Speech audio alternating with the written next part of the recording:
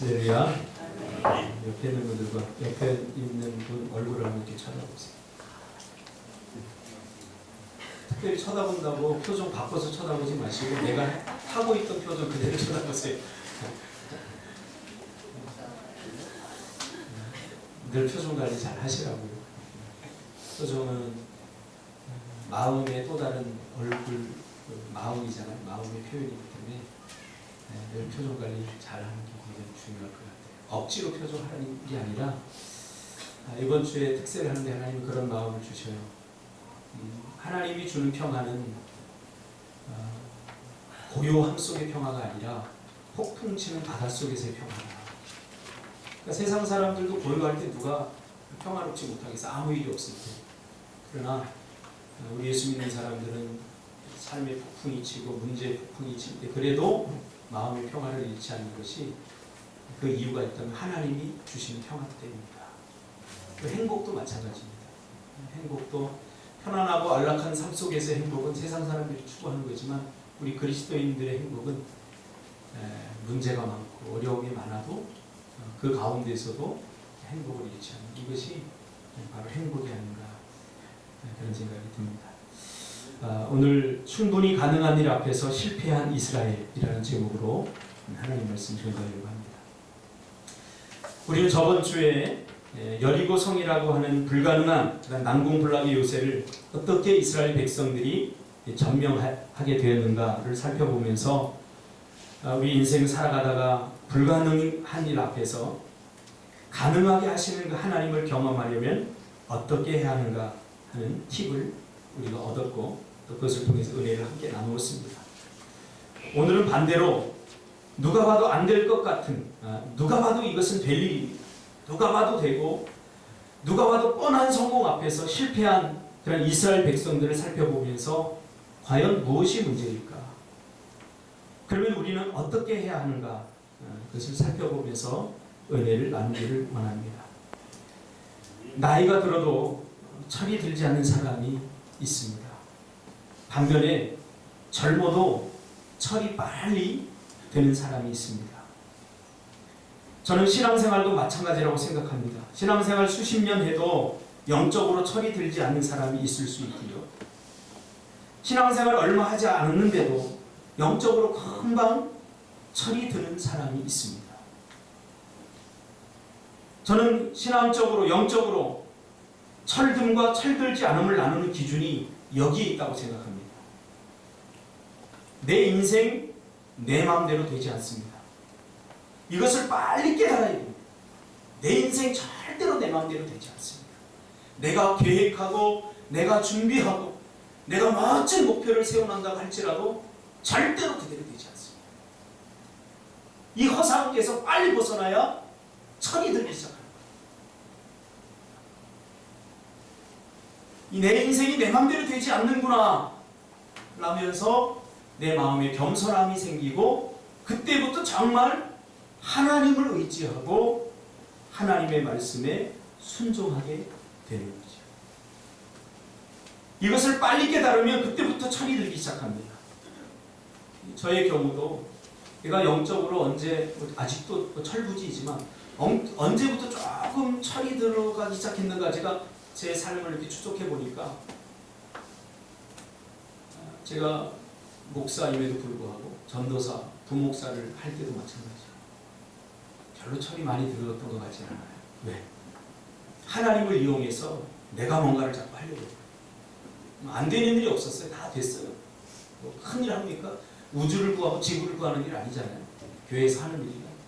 그래서 작은 목표고 그것을 이루는 것이 그렇게 크지 않았어요. 그러다 보니까 그 중심에 누가 딱 버티고 있냐면 내가 딱 버티고 있는 내가. 정말 내가 하나님을 신실하게 의지하고 주님 아니면 안 됩니다라고 고백을 하면서도 여전히 내 마음속 깊은 곳에는 그래도 내가 열심히 했으니까 그래도 나 괜찮은 사람 아니야? 그래도 나 능력 있는 사람 아니야? 이런 생각이 스물스물 올라오더란 말이죠. 그런 목회를 하면서 다 필요 없더라. 다 필요 없어. 안 돼요. 내가 계획했던 대로 안 돼요. 반대로. 그러면서 제가 조금 철이 들기 시작하면서 이 인생이, 목회가, 또 우리가 살아가는 모든 것들이 이게 절대 내 마음대로 되는 것이 아니구나. 그러면서 하나님을 더 많이 의지하게 됐습니다. 하나님을 100% 의지한다는 불가능하지만 여러분, 하나님을 더 많이 의지하시길 바랍니다. 어제보다 오늘이 더 많이 의지하시기를 주님의 이름으로 축복합니다. 세상 사람들은 하나님을 의지하고 누군가를 의지하는 것을 좀 나약함으로 봅니다. 그러나 신앙생활의 최고의 성숙함은 하나님을 온전히 의지하는 것입니다. 만약 인생이 내 마음대로 된다면 이거 큰 문제입니다. 그런 사람은 교회 다녀도 절대 철이 들지 않습니다. 예수 믿어도 절대 철이 들지 않습니다. 이것을 통해서 우리는 하나님께서 만드신 피조물이고 연약한 인생임을 깨달으면서 하나님을 온전히 의지하게 되는 거죠. 그 전까지는 하나님을 쉽게 의지하지 못했습니다. 의지가 잘 안 돼요. 왜? 웬만한 건 내가 다 할 수 있으니까. 정말 힘들고 어려운 것, 내가 정말 불가능하다고 생각하고 그런 것들은 놓고 기도했는데 웬만한 건 내가 다 할 수 있으니까 그렇게 간절하고 절박하게 하나님을 의지하지 않게 되더라고요. 내 통장에 돈이 한 10억쯤 있으면 이 사람 저 기도 안 합니다. 근데 통장에 한 10억 갖고도 정말 하나님 앞에 간절히 기도할 수 있는 사람, 이 사람은 진짜 싫어요. 왜요? 저도요, 이 호주머니에 돈 몇십만 원 용돈만 생겨도 이 어깨가 올라가고 가슴이 딱 벌어지면서 야, 내가 살게! 자신감이 붙어요. 이 지갑에 1,000원짜리 몇 장 딱 있으면 괜히 기죽어. 누가 만나자고 해도 밥 사줘야 되는데, 그러니까 나 일이 있어. 그거 안 만나요. 우리가 물질의 영향을 받지 않는다고요? 참 많이 말했습니다. 하나님과 함께하는 것이 부담스럽고 필요할 때만 하나님을 혹시 찾지는 않습니까? 이것이 바로 영적인 아동틱함입니다. 요즘 아이들이 있습니다. 야, 쟤 너무 아동틱하다 그러죠. 아직 성숙하지 못한 어린 아이들 한번 봅시다. 우리 아이들 보니까요, 100점 맞아 보고 나서는 큰 소리 칩니다. 엄마, 나 100점 맞았으니까 나 뭐 사주고 햄스터도 사주고 다 사줘. 지를 위해서 공부하는 거지. 자신이 100점 맞는다고 엄마 키가 뭐 한자나 커지는 것도 아니고 외모가 더 잘 이뻐지는 것도 아닌데 괜히 생색을 납니다.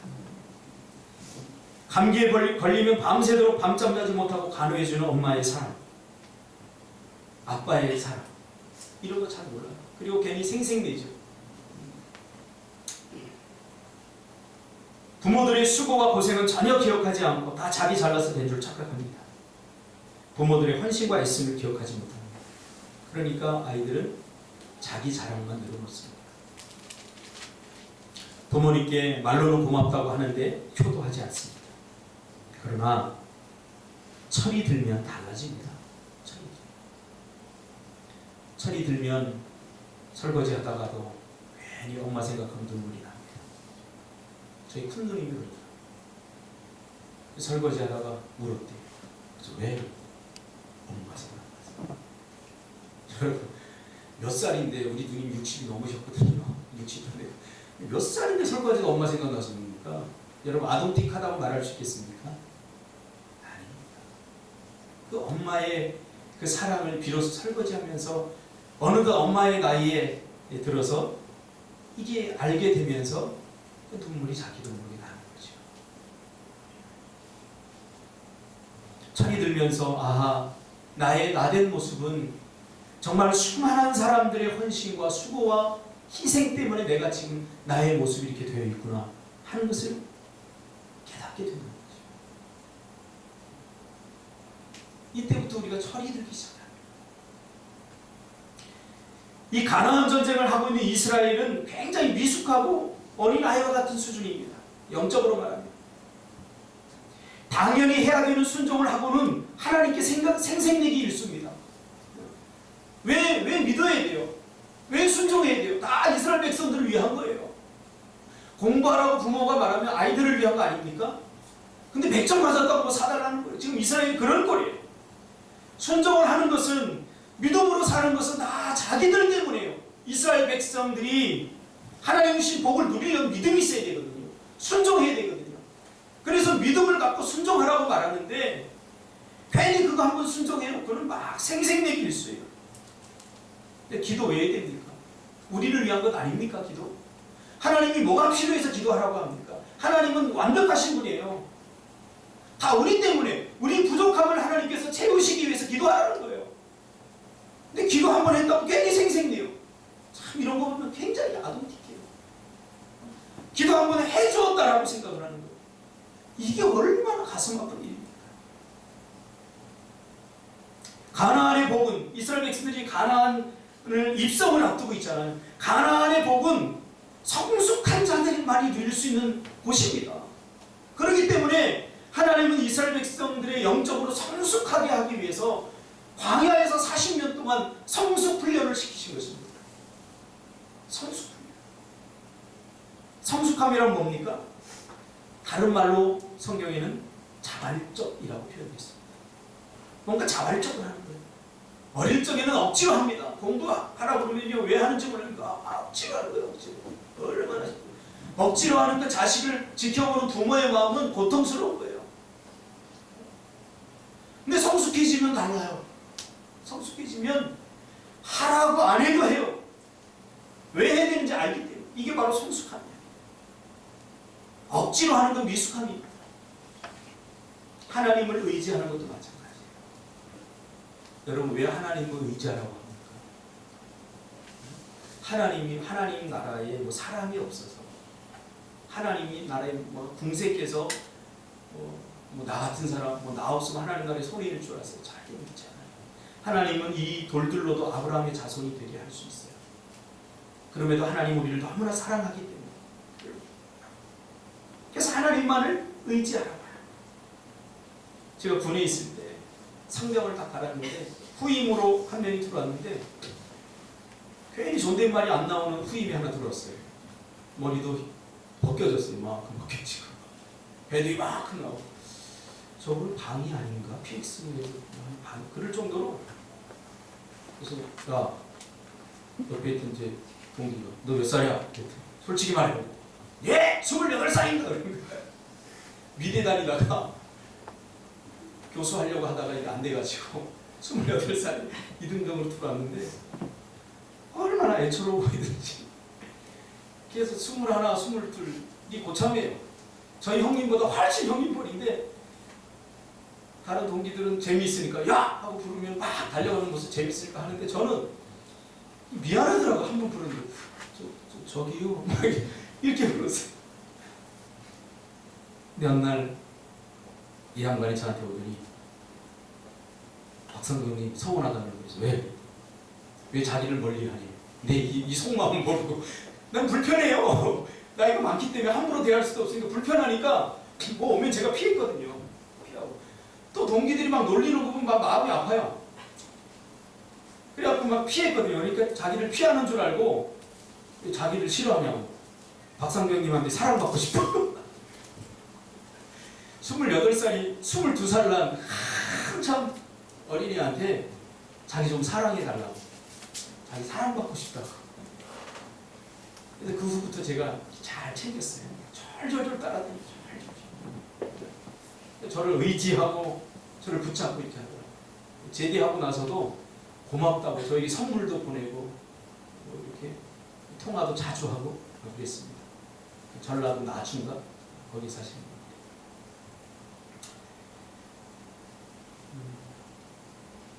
성숙함이란 뭐냐? 그분이 뭐 자존심 없어서 한참 동생뻘도 안 되는 사람한테 그런 얘기 했겠습니까? 자기 자존심 다 내려놓는 게 성숙함이에요. 자존심. 그리고 하나님만을 의지하는 거예요. 하나님께서는 반드시 해야만 되는 일, 하지 않으면 안 되는 일을 반복해서 훈련시킵니다. 성숙해서 스스로 알아서 하기 전까지 그렇게 하십니다. 지금 이스라엘은 그 훈련을 받고 있는 거예요. 왜? 가나안 땅은 자신만 누릴 수 있는 축복의 땅이기 때문에 하나님은 다 자신을 위해서 그렇게 하라고 했는데 마치 하나님을 위해서 믿어준다고 이스라엘 백성들은 착각하고 있는 거죠. 여하튼 이스라엘 백성들은 여리고성 앞에서 순종함으로 난공불락의 요새를 점령하게 됩니다.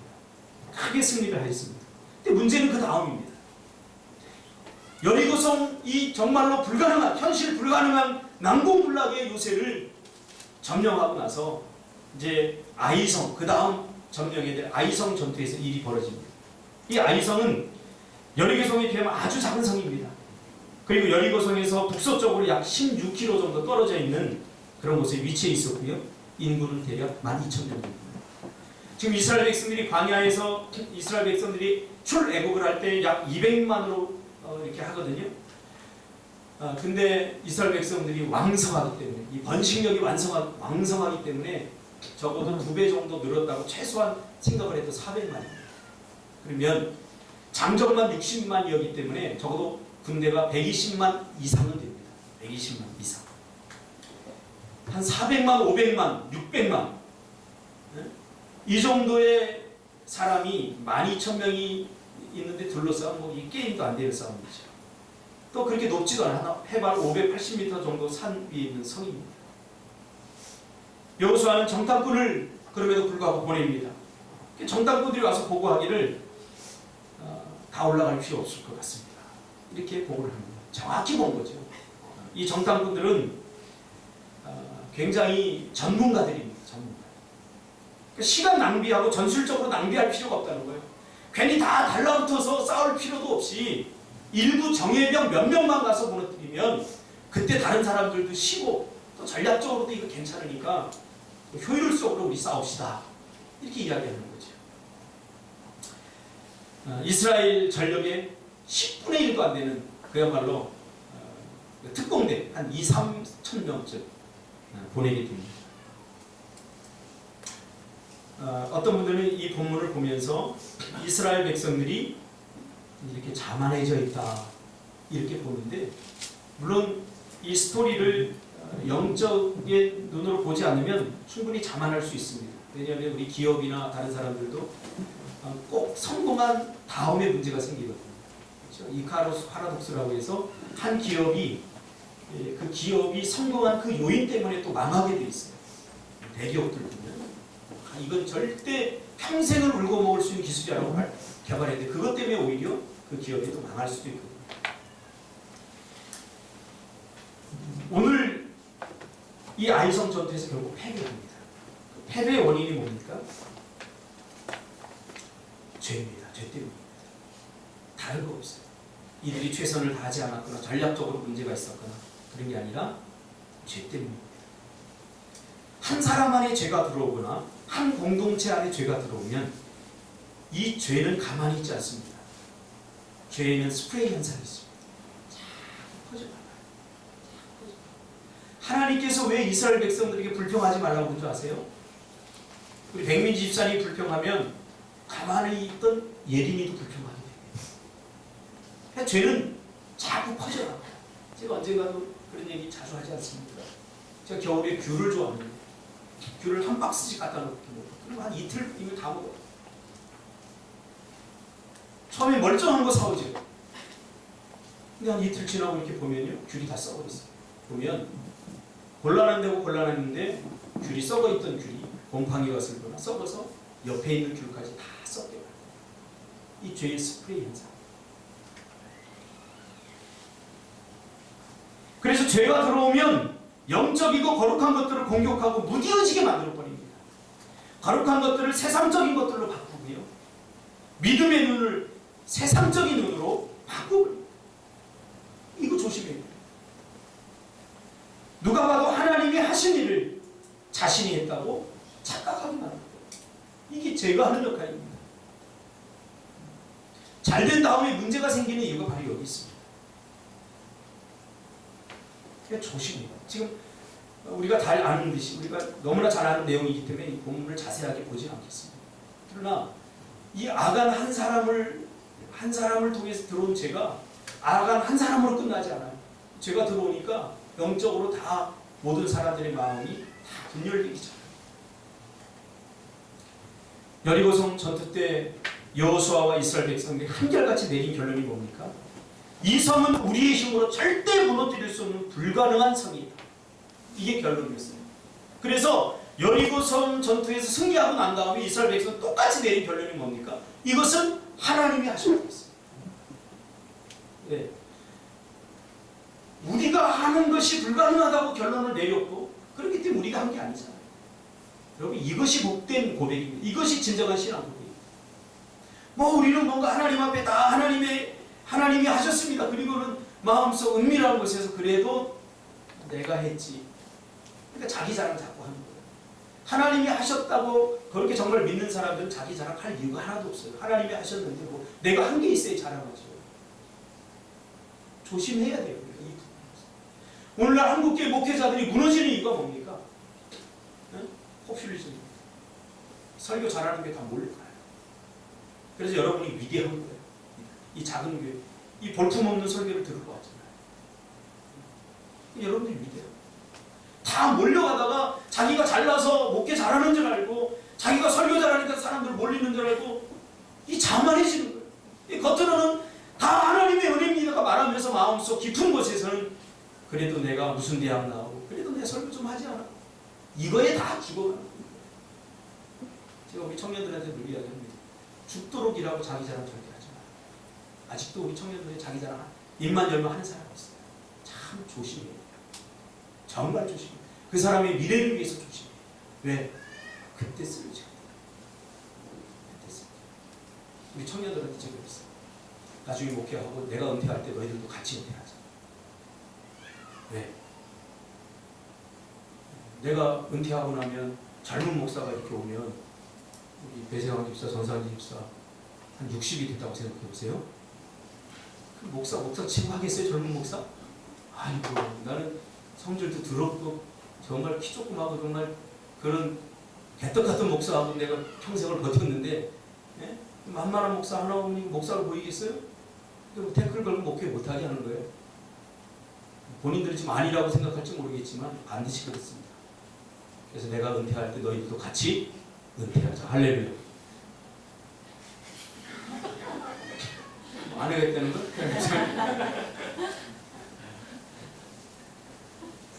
조심해야 돼요. 조심해야 돼요. 여러분의 지금의 모습이 누구의 은혜입니까? 다 하나님의 마음. 그래서 하나님의 말씀대로 할 수밖에 없었습니다. 왜? 자기들이 못하니까 불가능합니다. 그래서 그 간절하고 절박한 믿음에 이해가 되지 않는 전략과 전술에도 순종하기 때문입니다. 그런데 아이성은 다르거든요. 한번 해볼만 하거든요. 불가능한 성이 아니라 딱 보니까 작아. 우리가 둘러치면 이거 그냥 바로 이기는 거야. 한번 해볼만 하거든요. 자신들이 가지고 있는 힘과 능력과 전술과 전략만으로도 충분하거든요. 자신들의 군사력 100% 전력하지 않더라도 특공대 한 2-3천 명만 보내면 가능할 것 같거든요. 조심해야 됩니다. 그 여리고성 전투 이후에 여러분 에피소드를 보면 한 가지 특징이 나오는데 뭐냐면 여호수아와 하나님과 여호수아가 대화하는 장면이 사라져버려요. 하지만 기도하는 장면이 사라져버려요. 그 전까지만 해도 여호수아가 하나님께 무수히 물었습니다. 하나님 어떻게 할까요? 하나님 도와주세요. 하나님 응답하시고 계속 하나님께 묻는 장면들이 나오는데 묻는 장면이 다 사라져버려요. 왜? 내가 할 것 같으면 하나님 도움보다 하나님도 좀 피곤하시겠지. 내가 알아서 할게요. 이거 조심해야 알아서 못합니다.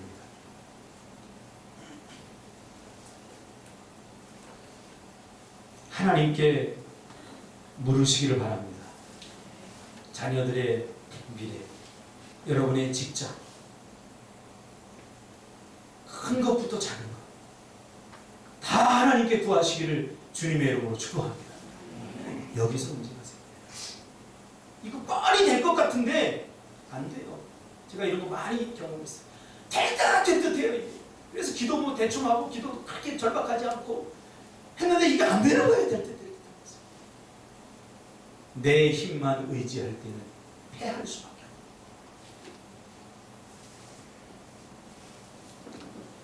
여호수아는 그동안 순간순간 하나님을 의지하고 지혜를 구하며 위로부터 주어지는 하나님의 그 전략을 받았었는데 정탐꾼들의 말을 들어보니까 그럴듯하거든요.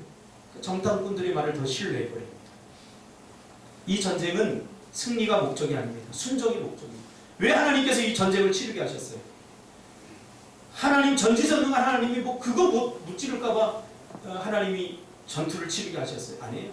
그 전투를 치르는 가운데 이스라엘에게 순종을 가르치기 위해서 순종을 가르치기 위해서 하나님이 여러분들에게 왜 문제를 주고 난공불락의 요새 여리고성을 만나게 하고 아이성을 만나게 하는 줄 아세요? 그 문제 해결하라고 해결하지 못해서 하나님 힘으로 해결하라고 하는 게 아니에요. 그것에서 하나님 우리에게 순종을 가르쳐요. 이것이 하나님의 학습 방법이에요.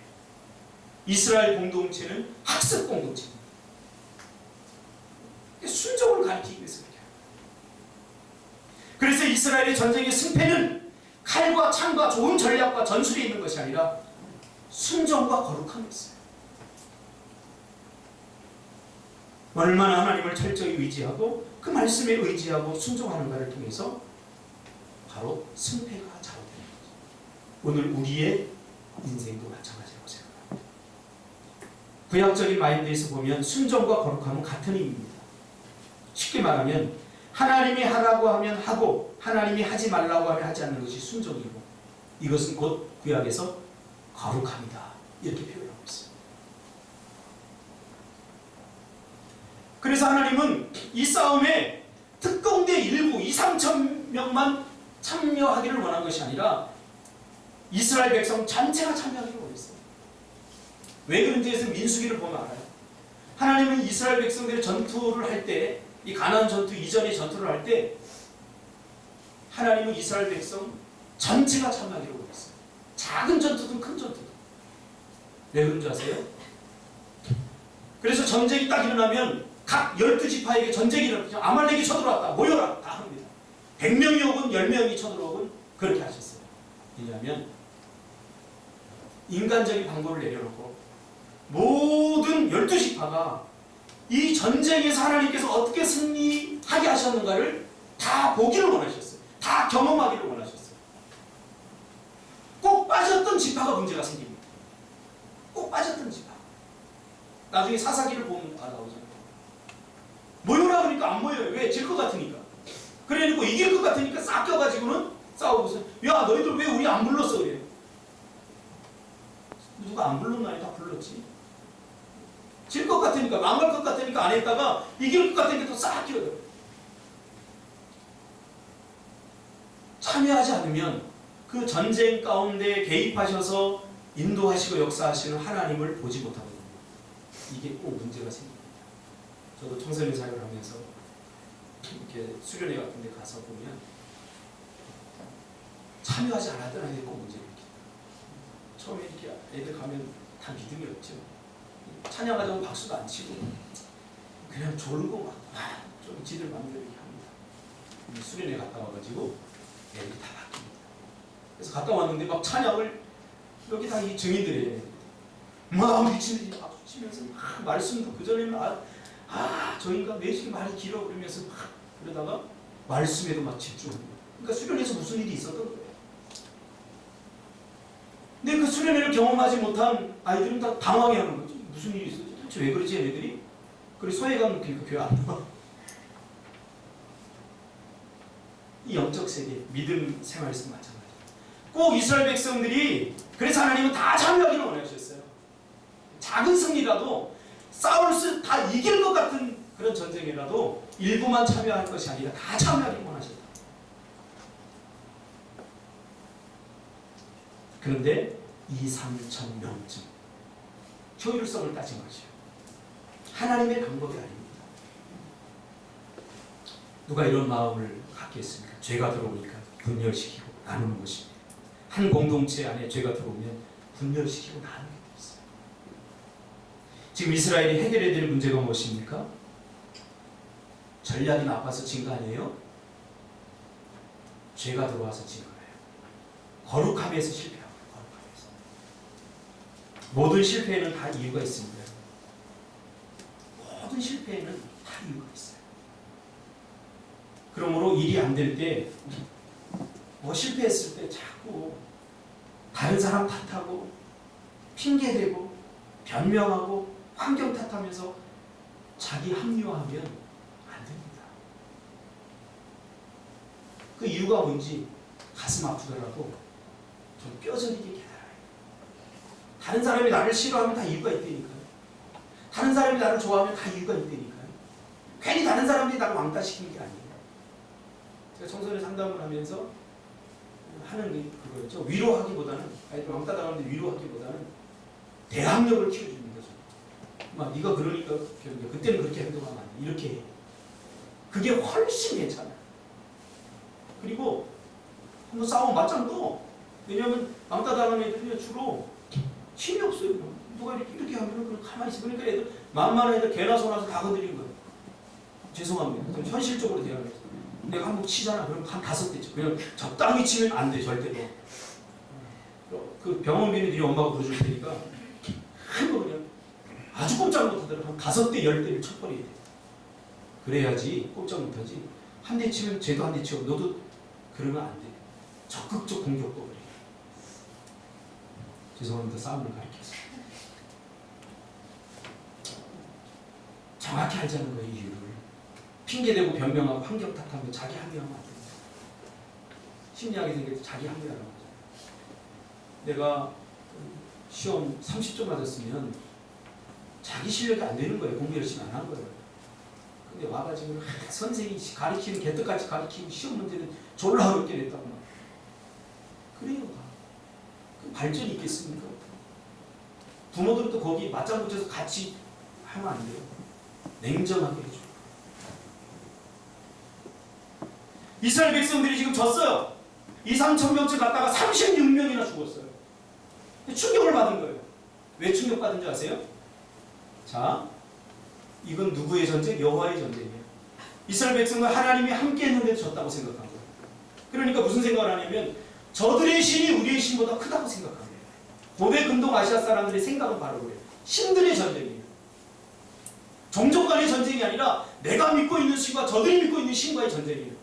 그런데 하나님이 전지전능한 유일한 신이라고 믿었는데 진 거예요, 싸움에서. 그러니까 이스라엘 백성들이 단순히 36명 죽은 이 정도는 전쟁에서 패했다고 볼 수도 없는데 지금 옷을 찢으면서 고통스러워요. 왜? 야, 우리가 믿는 신 여호와 하나님이 저들 신보다 못할까? 하나님이 함께 했는데도 쉽게. 이거 이들만 생각하는 거 아니고 우리도 그렇잖아요. 우리도 하나님이 함께하고 있는데 기도 응답 안 되고 하나님이 함께하는데 내가 인생이 요모양 욕거리고 그러니까 뭔가 하나님에 대한 기대감이 사라지지 않습니까?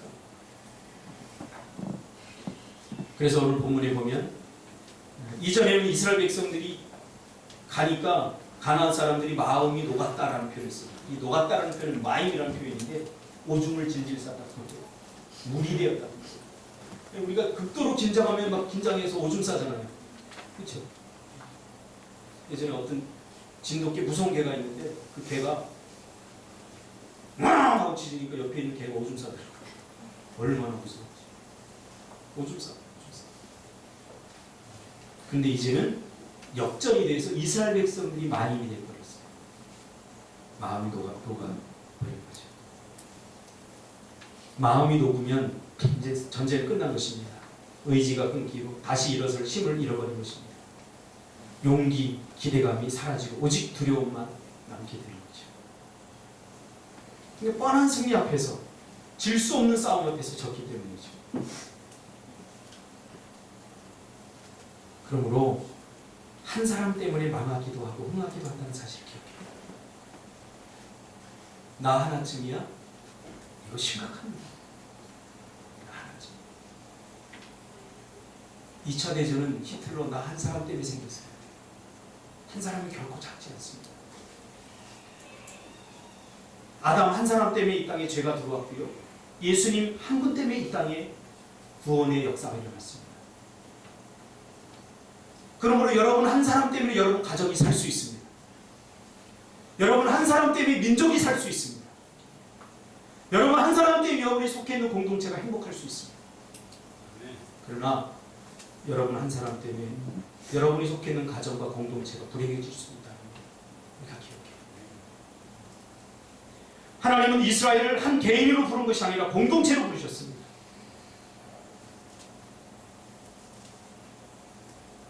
여리고성을 무너뜨린 것이 모든 사람의 믿음, 모든 사람이 보인 순종, 그것 때문에 여리고성이 무너진 것입니다.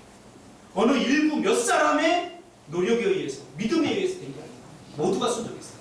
그러나 전쟁이 끝나고 나서 하나님께서 이스라엘 백성들에게 명령을 했거든요. 뭐라고 했냐면 가나안에서 얻는 모든 전리품들은 다 진멸하라. 무슨 말이야? 다 불태워버리라. 고대 근동아시아에서 전쟁을 하면 전쟁을 왜 합니까? 전리품 때문에 하는 거예요. 사실은 사람들은 노예로 끌어가고 노동력으로, 그리고 금과 은, 땅을 차지하고 이런 전리품 때문에 전쟁하는 거 아닙니까? 근데 하나님은 저 전리품 갖지 말라는 거예요. 그거 다 불태워버리라는 거예요. 근데 아간이 딱 보니까 시난산에 외투하는 거예요. 은 200세계, 금 50세계. 이거 보니까 탐이 납니다. 탐이. 그 장막 은밀한 곳에다 그걸 묻어둔 거죠. 옷을 찢으며 회개하는, 왜 우리가 이렇게 됐습니까? 하고 하나님 앞에 그 이유를 묻는 여호수아에게 하나님 방법을 가르쳐줍니다. 한 사람 때문에, 아간 때문입니다. 그래서 제비뽑기를 하게 하는 거죠. 이게 드러낼 수도 있는데, 이건 뭐냐면 기회를 주신 거예요. 하나님. 바로 지목할 수 있어요. 박정만 너지? 이렇게. 바로 죽일 수 있어요. 이게 기회를 주신 거예요. 그러면 왜 진멸하라고 했느냐? 가나안의 모든 것들은 다 우상화되어 있는 것들이에요. 금, 은, 동 전부 다 우상에다가 우상을 만드는 거예요. 금으로다가 우상을 만들고 은으로다가 우상을 만드는 거예요. 그러니까 그거 괜히 가지고 있다가 결국 우상을 섬기게 되는 거예요. 그러니까 다 진멸하는 거. 우상 것들은 다 진멸하는 거예요. 왜 사람을 죽이라고 했습니까? 가나안 사람들 가치관은 전부 다 세속주의적이에요. 우상을 섬기는 가치관으로 다 돼 있어요. 그렇기 때문에 죽이지 않으면, 그거 다 불태워버리지 않으면 어느 순간에 그 싹이 다시 나게 돼 있어요.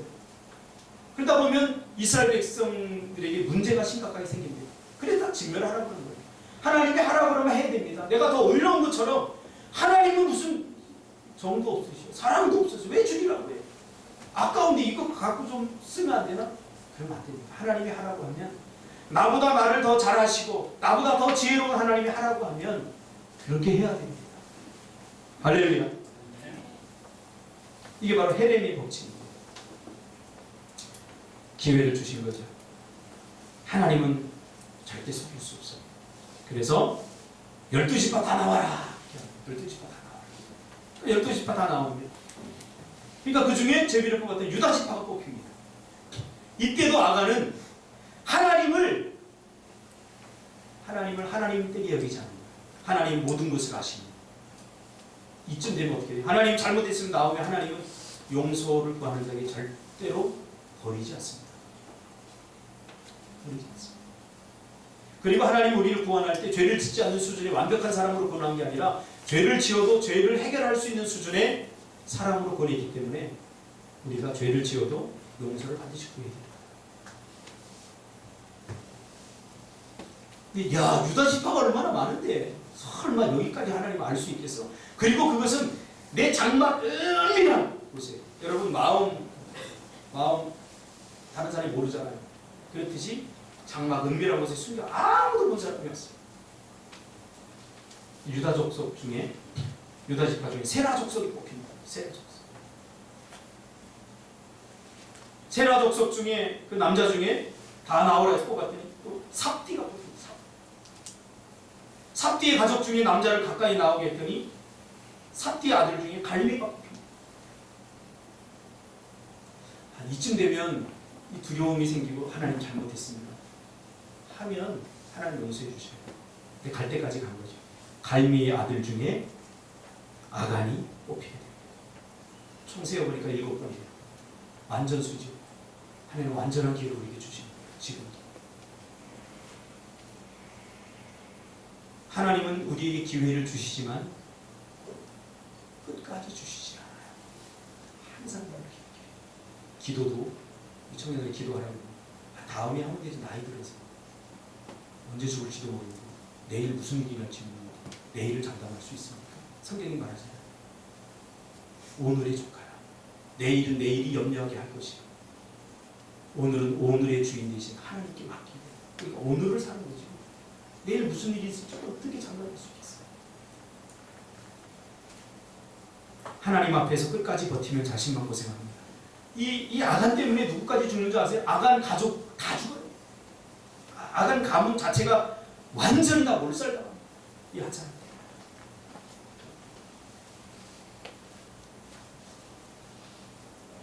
하나님 앞에서 끝까지 버티면 자신만 고생합니다. 이걸 보여주는 대표적인 얘기가 야곱 아니겠습니까? 야곱이 얼마나 머리 좋은 사람이에요. 머리가 비상한 사람이죠. 그래서 40년 동안 개고생하다가 결국 모든 것을 다 잃게 생긴 그 순간에 깨닫게 된 것이 뭡니까? 나는 한 마리의 그 장렬하는 태양 앞에 뜨거워서 몸부림칠 한 마리의 지렁이였다는 사실이죠. 그 지렁이 같은 너 야곱아, 이사야서에 말합니다. 신약에 보면 아나니아와 삽비라 나옵니다. 밭을 팔았는데 팔고 나니까 이거 아까워서 아들이 숨기는 거예요. 이것은 하나님 앞에 헌금을 드리려다 안 드려서 벌받은 이야기가 아니에요. 왜 이야기가 사도행전에 제일 먼저 나온 줄 아세요? 사도행전은 성령행전이잖아요. 이제 예수님이 죽으시고 눈에 보이는 하나님이 아니라 눈에 보이는 예수님이 아니라 이제는 성령을 의지하고 살아야 돼요. 근데 사람들은 눈에 보이지 않으니까 안 믿잖아요. 지금 가나안도 마찬가지예요. 가나안도 만나가 그친 것은 이것은 이제 믿음으로 눈에 보이지 않는 하나님을 믿음으로 믿어드리고 살아야 된다는 거죠. 똑같은 맥락이에요. 그런데 속이거든요. 왜? 아무도 얼마에 팔았는지 모르고 얼마 받았는지 모르고 그러니까 일도 드린다고 해서 뭐 100만 원 드린다고 해서 50만 원 드린다고 해서 누가 알겠어? 성령을 속이는 거예요. 그래서 본거기에도 하나님께서 하신 거예요. 사람을 속일 수 있지만 성령을 속일 수 없죠. 우리들 가운데 여러분 헌금 작정을 안 하는 사람이 얼마나 많아요. 다 죽었어야 되죠. 그 이야기가 아니라 바로 성령을 속이죠. 본보기가 되게 하신 거죠. 제가 요즘 열왕기상 강의를 하면서 이야기하지 않습니까? 하나님께서 보호막을 거두어들이시니까 솔로몬이 그야말로 사방에서 적이 둘러싸이죠.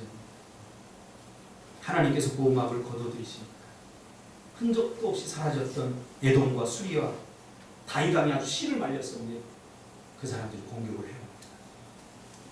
우리가 누리는 것 당연하다고요? 그렇지 않습니다.